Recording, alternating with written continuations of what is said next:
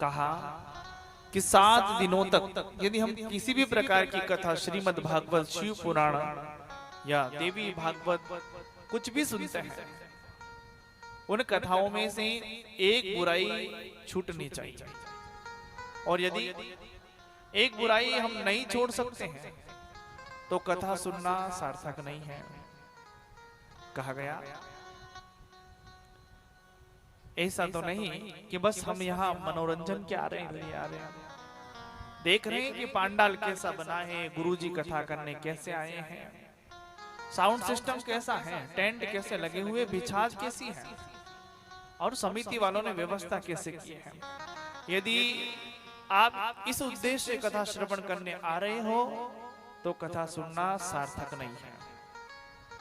कथा में मन होना चाहिए, कथा को सुनने के लिए भाव होना चाहिए। और 7 दिवस तक कथा कहती है कि हो सके तो उसी जगह 7 दिन बैठकर जो कथा सुनता है उसे कहीं गुना लाभ मिलता है। आवतु समय बीतતું જાવીરું है, જઅહીંયા ઉમ્ર બીતશો અણઈ માથે કથારા દિવસ બીતશે। આવતો સમય માતે મન માતે લોટન સમય નથી ના આવશો અને પલપલના કથા માતે ઘટ માતે ઉતારશો। कहते हैं कि ठीक उसी प्रकार उम्र बीत रही है, उसी प्रकार ये कथा के दिवस बीत रहे हैं और ये समय कभी लौट कर नहीं आने वाला। और हम पछताते रह जाएंगे कि नगरी के भीतर एक ज्ञान गंगा बहकर निकली थी और उसमें डुबकी लगाना हम छोड़ दिया, भूल गए। मुझे पूर्ण विश्वास है कि आज रात्रि में दरबार लगने के बाद आप सोचोगे कि क्या जगदम्बा की महिमा थी, क्या कथा थी, हम कैसे अछूते रह गए, हम कैसे छूट गए हैं। लाइफ का अल्टीमेट सॉल्यूशन है जगदम्बा की पावन पुनित कथा। हमेशा के लिए कोई निदान चाहिए तो जगदम्बा की पावन पुनित कथा को श्रवण करें।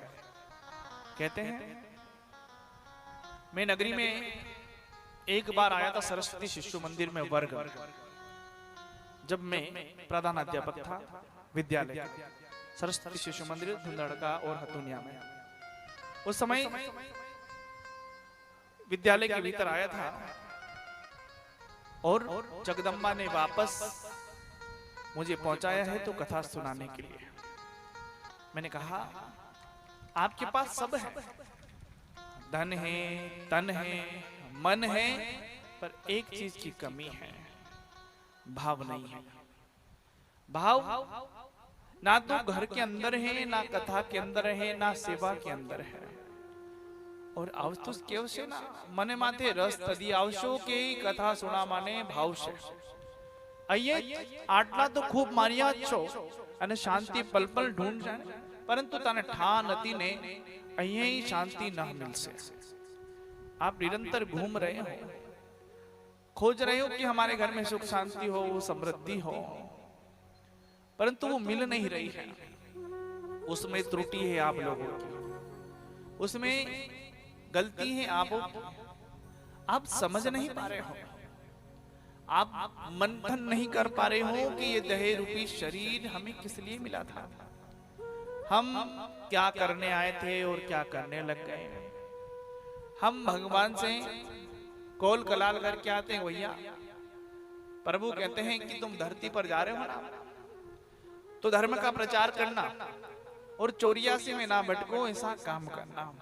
हम हाँ करके आते हैं, पर जैसे ही धरती की चकाचौंध देखते हैं, रंग बिरंगे लोग देखते हैं कि अपने भाव बदल जाते हैं, परिवर्तन हो जाते हैं। हम भूल जाते हैं कि हम किस उद्देश्य से आए थे और क्या करने लग गए। मुझे विश्वास है कि नगरी वासियों को मेरी बातें बहुत कबड़ी लग रही हैं, पूर्ण विश्वास है। परंतु कल का दिवस और बोलूंगा मैं नगरी के लिए, तो उसके बाद आपकी इच्छा, आपके अंदर बदलाव चाहिए कि ना चाहिए, परिवर्तन हो कि ना हो। है कहा गया कि पता है हमारे जीवन में शांति क्यों नहीं है, परमात्मा का आशीर्वाद हमारे जीवन में क्यों नहीं है। परमात्मा के रोज आपको दर्शन हो रहे हैं। आपने देखा होगा कि जब मेले में हम जाते हैं, अभी नगराज भेरू जी का मेला था भैया, आप भी गए होंगे, तो वहां चश्मे बेचने वाला देखा होगा आपने, देखा कि नहीं देखा?